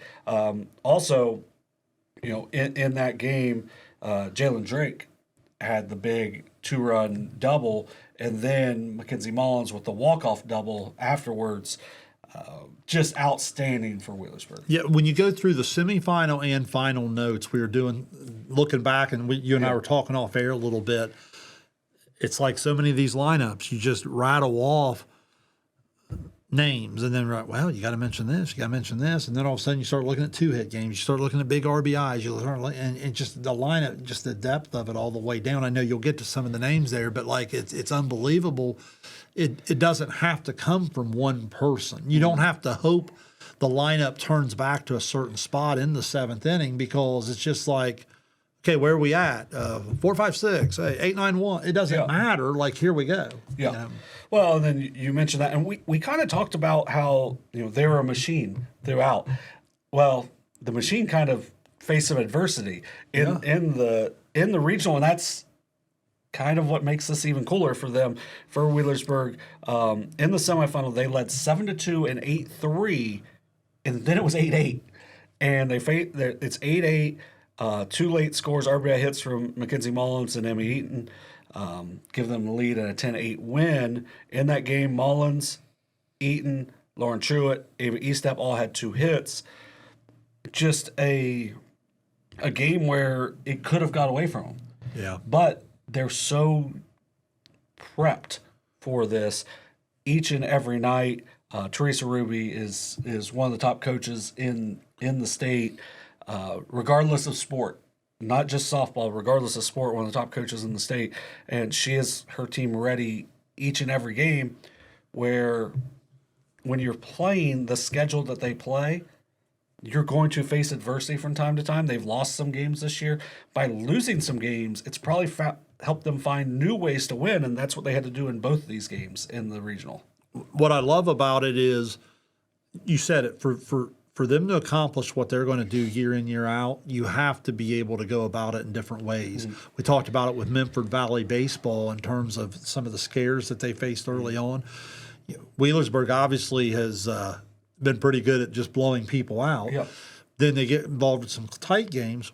Well, here's a time where they start to take control, and they're probably used to the opponent being like, here we go again, Wheelersburg's got us, where at this level, this team's like, no, we're not done yet, we're coming back, and all of a sudden you look up, it's 8-8. Mm-hmm. I love the ability to just shoulder whatever type of game breaks out and then come back, and Mullens and Eaton come up with the big hits for them. But no, it's exciting to follow. You can't say enough about what they've accomplished. I know we'll talk about Notre Dame here in a second too, who's doing some similar types of things here in recent years. But it's incredible to think of the longevity that the Burg program's starting to put together. Yeah, and you mentioned the longevity, and it's just kind of what they do, and it feels like they're losing players to big-time programs at all times. So you lose an All-American to Virginia. You lose who's going to be really good at North Carolina. You're going to lose Ava Eastep that's going to go to Maryland. You're graduating outstanding players, but then you still have those. Yeah, it's just that's what the program can do. And really, if I just go back and kind of glance through, in the 7th, they actually had a 3-run lead, or my bad. It was a 3-2 lead. They intentionally walk Reichman to get to Burrell. Burrell singles and scoring 2 runs to go up 4-3 with 2 outs in the inning, and then Ava Eastep just scores on just an absurd hustle play. And it's just one of those plays where it was like, when you see the play, you're like, oof. But it's like you make them make a play. You make them make a play, and they weren't able to do it. Yeah. She singles to lead off the inning. Moves to second on a base hit from Miley Jo Gleam, and then goes to third as the ball gets away. The throw goes to third, goes about 3 feet from the third baseman. She takes off to the plate, but they can't make the play to get her at the plate, and ties the game, and they force extras. So they get to the 9th. In the 9th, Burrell, they intentionally walked Reichman with 2 outs, nobody on. Intentionally walked her for the 5th time in the game. Burrell doubles, and then they get a base hit to score her, so it's 6-4. Then you go down to the bottom of the 9th, get a chance, and that's where Drake comes through with a 2 RBI double, scoring Eastep and Lena Howard, and then Mackenzie Mullens with that double, one-hopping the wall to win the game for them. Huge plays for them. Drake and Howard each knocked in 2 runs. Ava Eastep went 4 for 5. She scored 4 times in the game. Emma Eaton struck out 7 in the complete game, and just gave them a chance. And then obviously Mackenzie Mullens came through with the clutch hit. Yeah, and again, pay attention to how many different kids that we're talking about here, and that's what makes it all possible. And when you get to that stage, it's just going to be a whole lot for 1 or 2 players to shoulder. So a lot of times you see some of these incredible players we have throughout the Southeast District this year. Home run records are being shattered, RBI totals, this pitcher's doing this or whatever. The difference comes from Wheelersburg in terms of it comes from all the way through the lineup, all the way through. Some of the softball instincts you talked about. Mm-hmm. If you hesitate on a ball like that for a half a second, you're not scoring. Well, it's boom. It's a reaction. And if she hesitates, like if she takes like a couple hard steps and hesitates, she might get tagged out at third. At third, It's kind of an all or nothing, but you got to do it immediately. And those are what's going to take her to play in the Big Ten and that's it. take it to the next level as well. So let's stay in Division 5 for a second. Piketon lose to Arcanum 4-3. In the loss, Briar Penwell had a home run that cut it to 4-3. Jalen Forbes had 2 hits, including a triple off the wall. Aubrey Heath had a double and scored. You wanted to talk about Heath's numbers real quick. Just unbelievable season. Well, I was just seeing this. It came across, and it was something I saved for the show. Heath on the year hit 547, 12 home runs, scored 60 times, 32 stolen bases, slugged basically over 1,000. I mean, what are we talking about? I mean, that's insane. I mean, and again, a lineup with a lot of depth, and when you score 60 times, someone's knocking you in too, and so forth. But what an incredible year! And what I liked about this Piketon team, and watching that game, they were in no way over their head. Very winnable game. They just they come up just a little bit short, but. This is a program that continues to trend in that direction. I know they're going to get another shot at it here because they all come back. Yeah. They don't graduate anymore, right? So they all come back. This one's got to sting a little bit. A lot of times we talk about reaching a level where you're like, yeah, that team's just better than us. I mean, we watched it. Yeah. We've watched it over the years sometimes with an Adina volleyball or the Uniota girls basketball team or what. They finally just hit a game where we're not that good. Yeah. And you got beat. This one stings a little bit more because anytime you get to this stage in the tournament and you go toe-to-toe and you're like, man, we're as good as them. Man, we could have won that game. Those bother you a little bit more. Those stay with you a little bit more. So look to this to drive the Lady Red Streaks into the offseason, and this group will be back. Yeah, just got to tighten up some run prevention. Yeah, that's going to be the biggest thing for them. Arcanum ended up lost to Miami East in the regional final, and that's going to be who Wheelersburg will face in the Final Four. That one's going to be later in the week. I think that might be a Saturday. Because I think it's Notre Dame plays Thursday, and then they would play Thursday, Friday. Wheelersburg would play Saturday, Sunday. So I believe that's correct, right? If you can figure out the dates, that's correct. You're on the wrong division. I'm on Notre Dame's. You're like what I would be doing right now. So just before Megs also had an outstanding year. They lose 3-1 to Tusky Valley as well. So outstanding season for them. It's just for Wheelersburg, they are what the other programs want to get to. Megs and Piketon got close to that this year. And for Piketon, the good thing for them, as you said, they have everyone coming back next year. So they have a chance to get there. Just got to tighten up on some things because, man, that power is going to be there. Yeah, Wheelersburg, 10 o'clock start. Oof. There on the 6th. And then next day would come back and play the 1:30 slot. Okay. At least it's 1:30. But I guess I got to play the night games last year. So you get to play early. You get to wake up and get to that stage, you'd be like, hey, just tell me what time to be there. Right, exactly. You will take whatever time they give you. So congratulations to the Pirates on another regional championship. Now let's move over to Division 7 for another repeat regional champion, Notre Dame, as they in the semifinals beat Strasburg Franklin 7-2. Bella Rush, Jason Bryant, Kate Entler, and Ava Rush were all really good in that game. 2 hits for each of them. Complete game for Ava Rush in the circle. And then they beat Condon Valley 3-2 in the final. Rush gets a strikeout to end the game. She had a complete game, struck out 8. She also knocked in 2 runs with an 2 RBI double. Lindsay Schaefer knocked in a run early. They were down 1-0 in that game. After 1, they're up 3-1. And then after that, they just played really good defense and really good pitching. Overall, just a really nice win. And Condon Valley scored in the second and didn't score again. So a great example of getting the pitchers early, and then obviously the pitching settled in, and that was it. Yeah. And last year, we had mentioned last week that last year for Notre Dame, their only close game in the tournament was Condon Valley, was 3-2 or 3-1 last year. Kind of thought this one had a chance to be a really tight one if Condon Valley could get past Symmes Valley. So let's talk about Symmes Valley really quick. Condon Valley wins 5-0, shutting out Symmes Valley. Symmes Valley goes 25-4 on the year, another conference championship, another trip to the Sweet 16. They got to the Elite Eight last year, one game shorter this year, but an outstanding season for the Vikings. Oh, no question. I mean, look, this is a team that I don't know. It just had a lot of good things going on this year. You could tell people close to the program. There's just a good vibe about it, right? In terms of the way they were going. And look, you come to a certain point and you run into a team that just has your number in terms of the girl in the circle. But overall, some incredible things they accomplished from some of their individuals and as a team. Yeah, and it's just, you got Brenna Tibbs that's going to go on to play at Ohio University.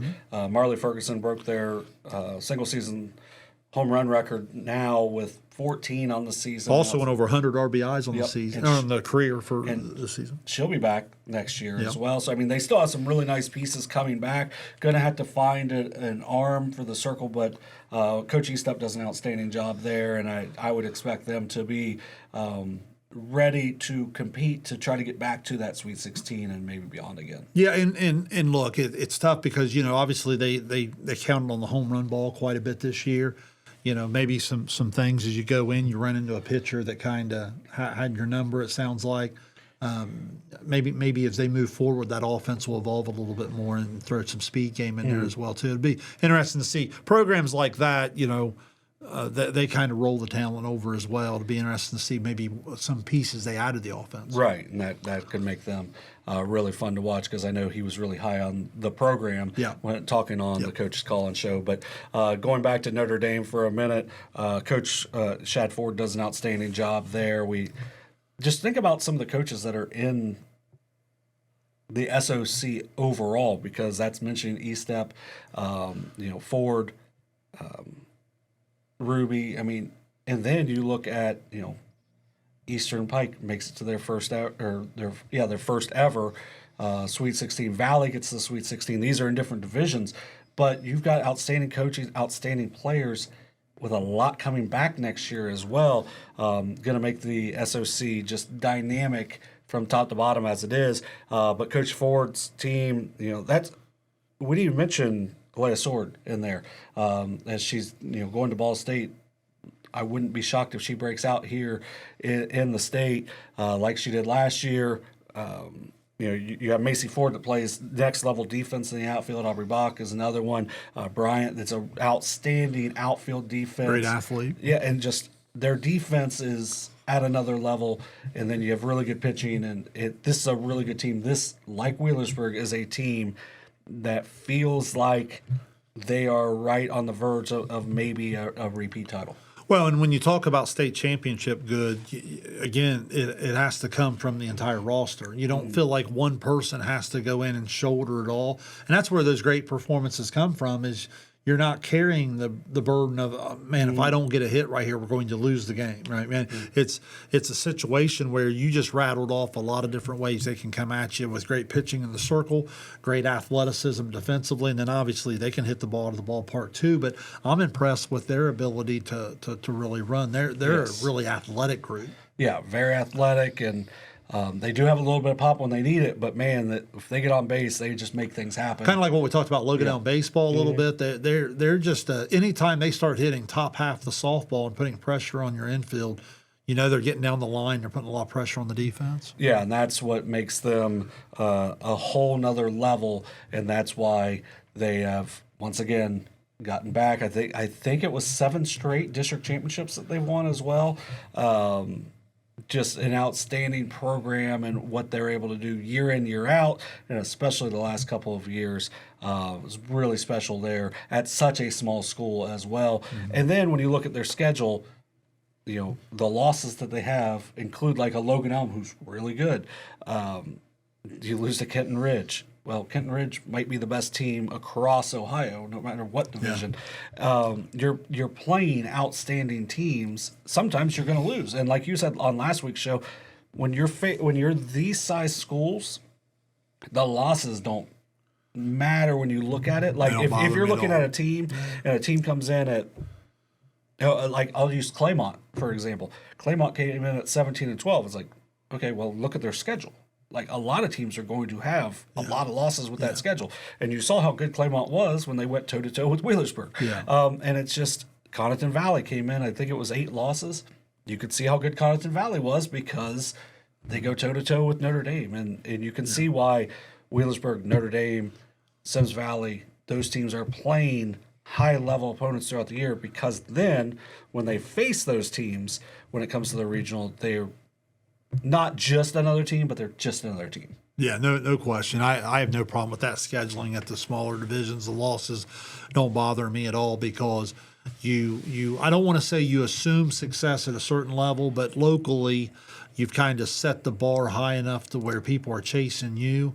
And quite frankly, it sounds arrogant, but they're chasing a whole different level of pride, of prize when it comes to the postseason, and that's kind of what they're now, 2 games away from doing again. Yes, and we'll be rooting for both of them. I know our Brocknetter will be up in Akron for those games, so looking forward to seeing how those games play out. The cool thing is they have their own days.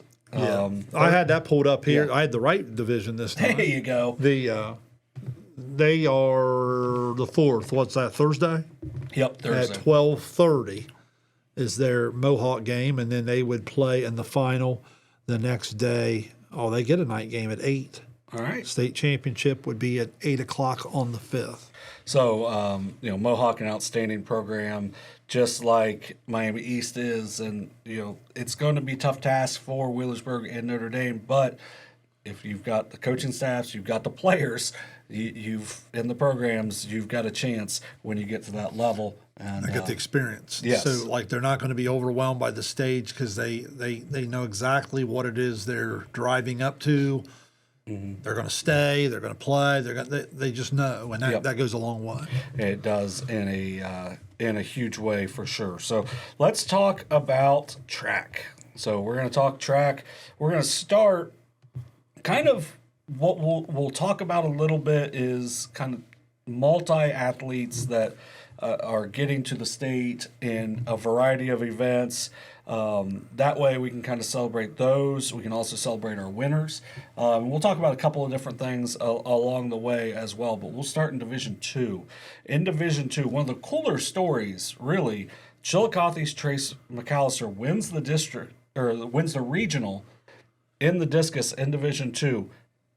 And then also qualifying is his brother, Jet McAllister. How cool would that be? I know, you got to play a season with your brother.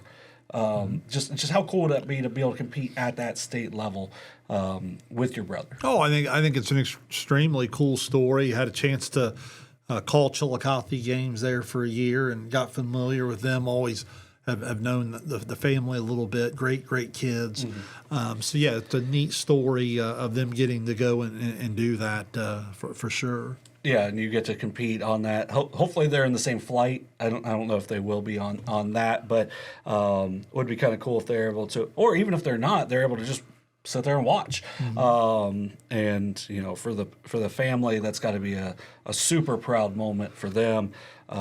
They are not the only ones that qualified for Chillicothe. Their 4x8 team did as well, but Jaden Beverly, a name that we've said very talented. Across different sports throughout the year, qualified on that 4x8 team, but also as a member of the 800 team from Athens.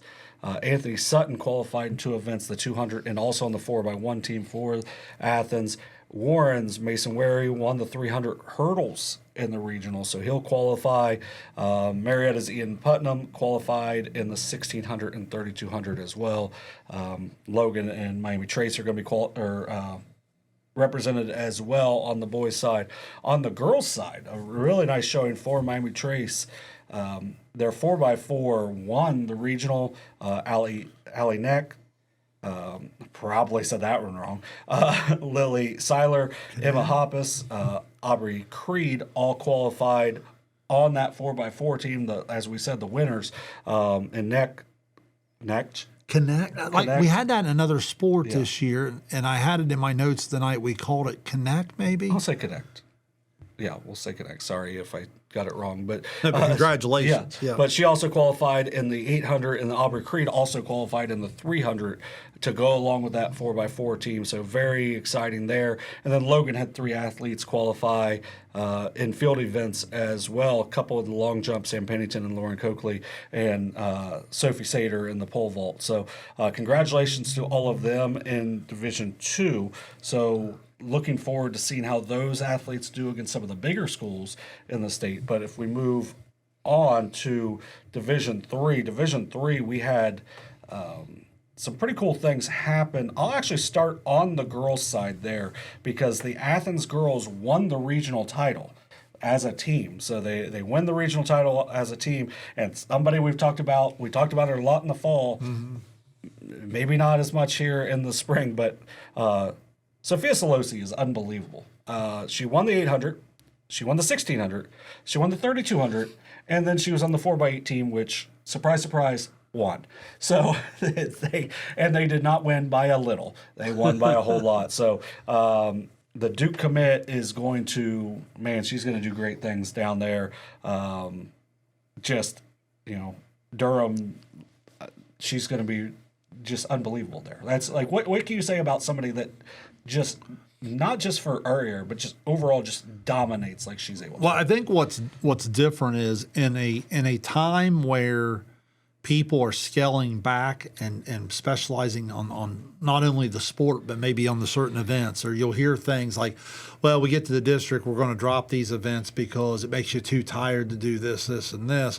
So then when you hear people like this young lady that comes out at this level of track and like, I'm just going to win them all. You know what I mean? And like the durability and the ability to keep on keeping on, that's impressive because, again, you see a lot of people that if they might qualify in 4, but they might say, I'm only going to run 2 of them or whatever. Obviously, there's no let up here, and there's certainly not a conditioning concern of being able to perform at a high level. Well, and then that's, you're seeing kids that aren't going to like run the 400 after running the 1 and 2. And she's running the 800, 1600, 3200. Yeah. So it's just like, it's like she's running the 1600 to warm up. Yeah. You know what I mean? It's just unbelievable what she's been able to do. Also, members of that 4x8 team that won the region, Landis Corrigan, Olivia Smart, Zoe Wayner, they all qualify as well in multiple events were Smart. Corrigan also on different relay teams. Raquel Abreu.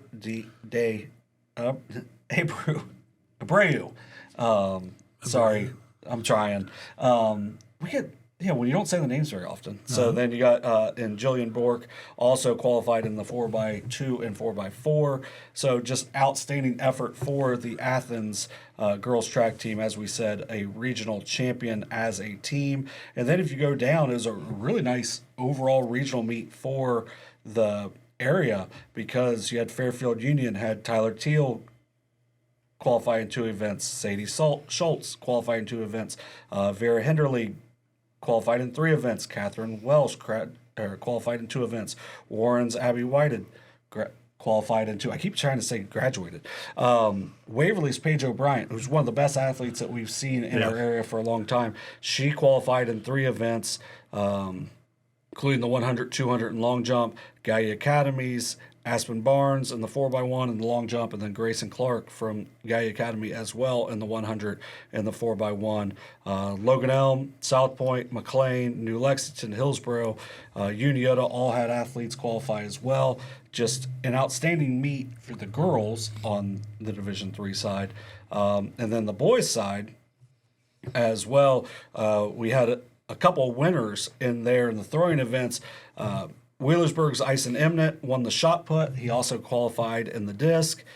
Gallia Academy's Corey Mock won the discus. He also qualified in the shot. Kenyon Evans from Wheelersburg qualified in the high jump and long jump. Moving over, Uniota's Tanner and Levi Beam each qualified in 3 events. 3 relays for Tanner Beam, 2 of which are running with his brother and Levi also qualified in the pole vault.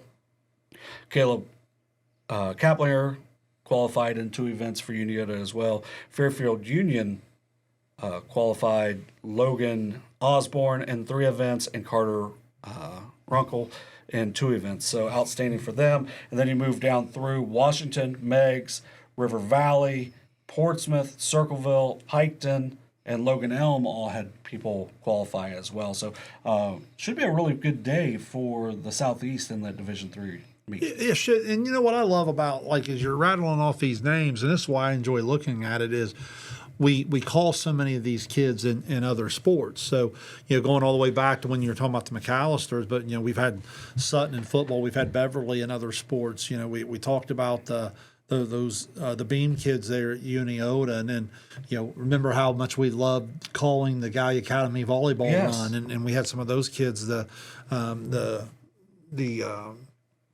Paige O'Brien from Waverly, a terrific athlete.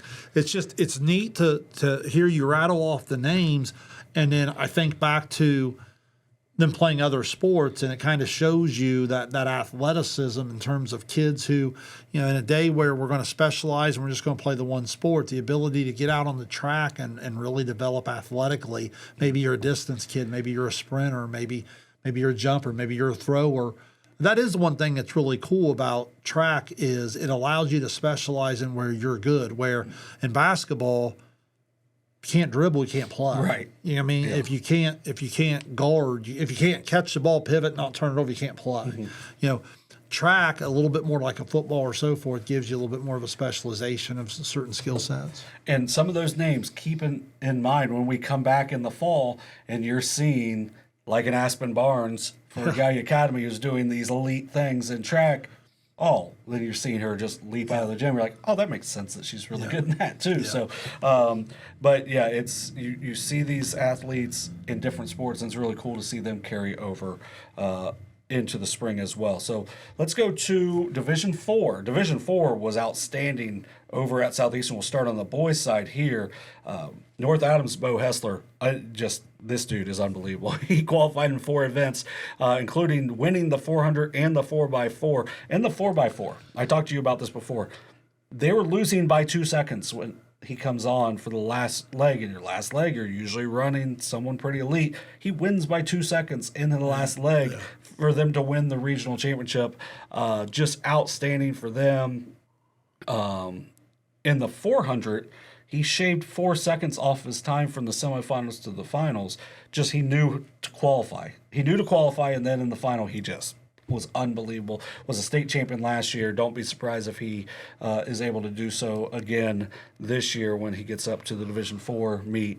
He's been outstanding. And then that 4x4 team qualifies with Coy Fogel, Caleb Eldridge, and Dalton Pence. Fogel also qualified in the 300 hurdles, so congratulations to them. Rock Hills, Nixon Snavely won the 1600 and the 3200. Also, he qualified in the 4x8. Minford's Peyton Cottle won the 100. So these are just absolutely elite athletes that we're going through at this point. Adina's Joey Francis won the long jump. He also qualified in the 200 and 400. And then Chesapeake's Corey Davis won the pole vault. Moving on, Mason Wheeler of Ironton won the shot put as well. So, you're going through just winners in all of these events for the Southeast, just outstanding. And then you have kids like, Jake Roush from Alexander qualified in the 110 and 300 hurdles. Hudson Williams from Zane Trace qualified in the pole vault and long jump. It just shows you how athletic some of these athletes are. And then I'm going to go down to the girls' side where, it was really good for the girls' side as well. Wheelersburg's Ella Hochstetler won both the shot put and the discus. Just outstanding. And if you see her in soccer as well, and then you just find out, she's an elite thrower as well. Just an unbelievable athlete for her. Fairland's Molly Dunlap won the 300 hurdles. She also qualified in the 110 hurdles and also the 200. And then Lola Donahue from Fairland also won the high jump, only a freshman. And speaking of only a freshman, Zane Trace's Sophia Williams handily won the 400. She won by a little over a second there, qualifies there. Outstanding for her. A couple people that graduated, I keep saying it, qualified in multiple events as well. Ironton's Marlena McCowan in the 1600 and 3200. Southeastern's Carly Peters in the 200 and the 300 hurdles. Piketon's Ryan Moore in 3 events in the 100, 200, and the high jump. And I think I told you about her jumping ability in volleyball. Terrific athlete. And then an outstanding meet for Adina as they were able, Katie Burns qualifies in the high jump, but Vanessa Conley in the 1600 and 3200, and then JC Smith qualified in the 100 meter and the long jump as well. Just an outstanding meet for the Southeast District in Division 4. And what's neat about it is when you get to this level, it just takes, 3 to 5 kids, and you got a chance to compete for a title. And you see that where some kids take over and can compete at a high level in multiple events. Yeah, and it's just going to be, you're going to see kids that if they can score, it's going to be really cool to follow how their school does as a whole. The one where we didn't have as much was in Division 5, but in Division 5 we had a lot of multiples in there, and we had some winners as well. Let's start on the girls' side in Division 5.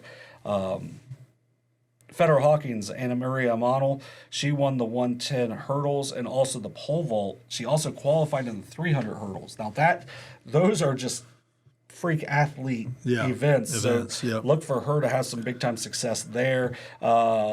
Fairfield's Mary Jackson won the shot put. She also qualified in the discus. Vivian Henninger from Fairfield also qualified in 3 events, in the 100, 200, and the long jump. Remy Moon qualified once again for the high jump. I think she got second last year. Just an outstanding year for her. Fayetteville's Christina Murphy qualified in 2 events, the 110 and 300. Then you had athletes from Eastern Reidsville, Notre Dame, Southern, and Paint Valley all qualify as well in the girls. Yeah, when you get to these smaller schools, what's impressive is you see some of these athletes, again, that have impacted other sports, but then you see a team like Fairfield, when you get 3 different athletes at a high level, it gives you an idea where they've competed throughout a lot of things in the fall, winter, and spring. Yeah, but then if you move over to the boys' side, speaking of some outstanding athletes, South Webster's Braden Mantle is where I wanted to start on that. Qualified in the 1600, 3200, and the 4x8. Southern's Andre Chandler qualified in the 800 and 4x8. Burr Tomlinson from Eastern Pike qualified in the shot and discus. You had Isaac Weaver and Boston Webb also qualify. Federer Hawkins, Gabe Bray qualified in the high jump and long jump. Braden Hill also qualified for Fed Hawk. And then if you move down to South Gallia, Lane Wright qualified, and these are, to me, 3 very different events. The 4x1, the 300 hurdles, and then the high jump. I feel like if you just kind of leveled up on each one of them, you're just like, okay, well, you're just sprinting, then you're sprinting and jumping, and then you're sprinting into a jump, into a singular jump. And then also qualified from South Gallia in multiple events were Judah Kermeans, who was in the 110 hurdles and the 4x1. Fairfield also had an athlete qualify as well. So just really looking forward to this. Well, the other thing that's interesting is you get some individuals that probably would have a chance to compete at a pretty high level in some individual events. A lot of times they'll come over into a relay, and it allows the team to go. So I've heard some coaches talk about that too, like putting so-and-so on this relay. I can get 4 kids into this regional experience. I can get 4 kids into this state experience. And that does a lot for your program as well, as those kids start to grow and get excited about track. So it's a small school. I appreciate the athletes that not only take on more, but even take a look at their team success as well. Yeah, and it's going to be fun to follow these athletes and their schools throughout. I kind of skipped around a little bit. If you look on the Division 5, you also had Division 4, qualifiers from Colegrove, Portsmouth West, Fairland South Point boys. Also, Huntington boys had a qualifier, and Calvin Manson the shot. Westfall had a girls qualifier. Minford had a girls qualifier. North Adams had had 3 girls qualifiers. Colegrove, Chesapeake, another one from Addie Davis from Ironton is a sophomore or a freshman to keep an eye out on her. You have a lot of schools that are represented. New Lexington in Division III, I think I may have mentioned, but McLean. You just get a lot of schools that are going to be represented at the state level by these athletes, and that's just an outstanding thing. Pay attention to the expansion of divisions in track now too, because it really evens out. Like, I think it's interesting over in baseball, to use an example of like what we used to know as the divisions. Now notice how you got Huntington Southeastern playing for district title while Wheelersburg's going and playing like Logan L. Yeah. And all of a sudden now from Division 4 to 6, you get an understanding of why the 7 divisions were needed. Same way in track. You've got some of these Fairfield girls jumped out at me. Adena girls jumped out at me. I know an up-and-coming program is going to be this Paint Valley girls program. Whitney Utes is on the way to state as a freshman. One of the real unfortunate stories this year was Emily Burke not getting to participate. She won all kinds of medal honors throughout the regular season. She was halfway to SVC Player of the Year and just couldn't finish. She had 2 wins and just couldn't go the rest. Unfortunately, couldn't even participate in the district. But they have some depth coming. So when I go up and down through, even at the higher divisions, like with what you said about Athens, I know it's led by the one individual talent, but there's other teammates impacting that as well. So I think it brings a little bit more of the team competition in as you spread out to the 5. And I think that's only going to help the sport grow, because let's face it, track's been a lot about following the elite athlete in terms of, did so-and-so win, did so-and-so win. I think this is going to allow us to start to pay a little bit more attention to team results in track as well. Yeah, I would agree with that as well. So these meets will be up at the Jesse Owens, and I know Derek will be there on Saturday, but I think we're going to try to get as much coverage there as well. We got a lot of places to be throughout this week, so looking forward to seeing all of those, and we'll talk about it next week, which will probably be our season finale of the show as it is. It may be something else in the summer. We'll kind of see. Yeah. We're going to have a variety of things getting ready to go throughout. So really looking forward to all the different things for SOSA throughout the summer. And it's not just going to be, we're going to try to keep it going throughout the summer and not just I guess it's a 10 months thing now. It used to be 9 months because you had the 3 months off, but now baseball, softball, track go into middle of June, and football starts in the middle of August, so pretty much have the 2 months off, but kind of ready for that. There's nothing, like, I don't even have anything going on until, I guess I'm going to be gone in a couple weeks, but finish up the baseball project in August, September, and then just looking forward to figuring some stuff out. Yeah. Well, and before you know it, we'll be back into the fall covering some stuff. But it's exciting. It is. It's nice to have some time away. But there's something. The one thing about summer, as a longtime educator, I've always enjoyed summer. But I do get a little bit of an itch every fall because I'm ready for high school sports to come back, and that's kind of that. That kind of that newness is, like I said, every kid takes to the next grade, and they're ready for that new challenge athletically, academically, whatever. So it is. It's high school sports play a big role in that excitement of going back. Yeah, I would agree with that completely. So check out all of our socials this week just to see and check with us throughout. We'll have a new show coming out probably tonight. Maybe tomorrow. I don't know. We'll see. I got to figure it out.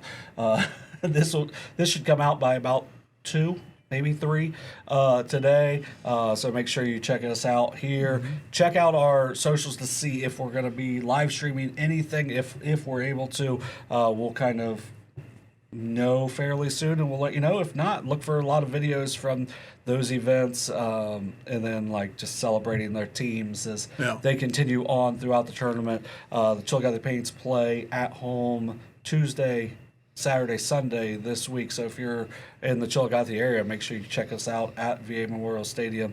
Listen to me be the worst seventh inning stretch singer since Mike Ditka. Hey, the first night didn't sound that bad. The second night, I had a kid look back at me like during, and I sang a line of it. I'm just starting it. Fans get to finish it, but I'll start. I'll get you going. It's worth your. It might be worth your. I might be making people not come. Yeah. Now that I just thought So what you're telling me is like even if I can't make the first pitch, like if I can just get there by about the sixth inning, I'm set for entertainment. Yeah, you're gonna hear some. You're gonna hear some stuff. So it's outstanding. Hey, 4-2 start though for the Paints. Yeah. I always enjoy following them. Yeah. So that's what the show will be. It's horsing around. So look for that to be coming out fairly soon. But for this week, for Shayne Combs, I'm John Bruce. You've been watching SOSA Overtime, presented by Perfection One. Have a great rest of your week.